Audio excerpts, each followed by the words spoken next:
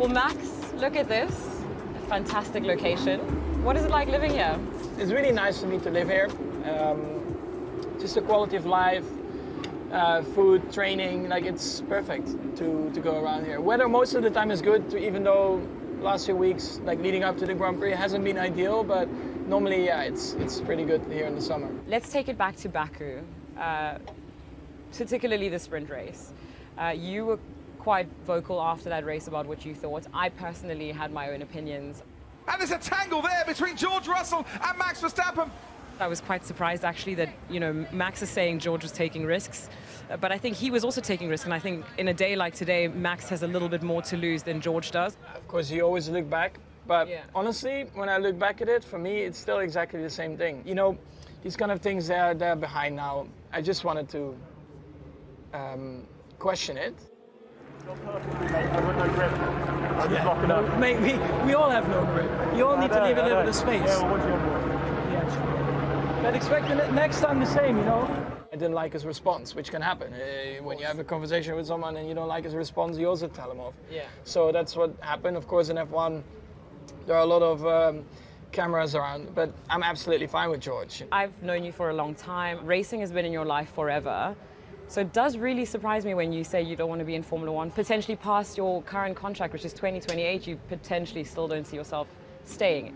Can you reassure your fans at home that that's not the case?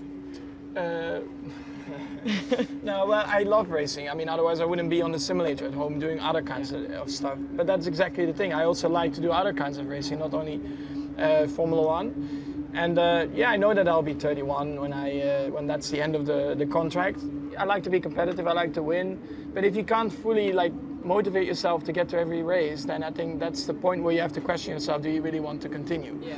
And like I said, I love doing Le Mans, I love doing other 24-hour races, like I love watching the GT3 cars go around the Nordschleife, you know, so all these kind of things I do want to experience in my life, and I don't want to do them when I'm 40 or 50, because then I'm not at the peak of my performance, and when I'm 31, I'm pretty sure that I'm still capable of doing great things, so yeah, I don't want to, when I'm at that age, travel 25 races a year, and besides that, travel to the UK again for simulator work, or do an appearance or commitment here and there. It's too much at one point. You know, I started driving when I was 4.5, competitively at 7. At one point, it just, you're like, I think it's enough, you know, to be away that much here. So a competitive car could potentially keep you in Formula One longer. Let's say you're 31 and Red Bull is dominating. What do you do? I think it will be very hard to leave, for sure. Okay, well, I understand that.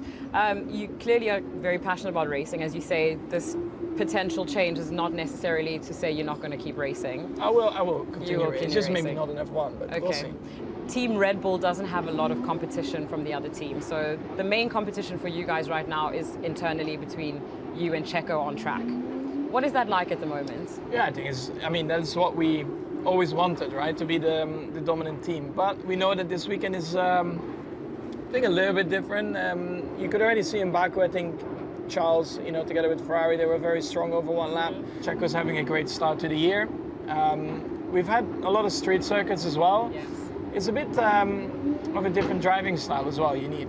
And probably my driving style leans a little bit more towards the normal tracks, but still, you know, F1 on street circuits, it's not really a problem or a big deal.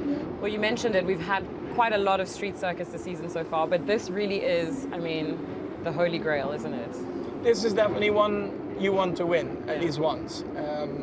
Luckily, I've done that already, but yeah, it's always very different to other street circuits as well, you know. Your heart rate is just higher than any other track, because to go to the limit here, like being so close to the guardrail, it's really tough. Yeah. Thank you so much for hosting me here. I was really looking forward to jumping in the pool, but it looks like there's no water. I think you have to wear a helmet this time. Yeah, otherwise you're going to hurt your head. Well, good luck this weekend. Have some fun out there. Potentially another win. We'll try.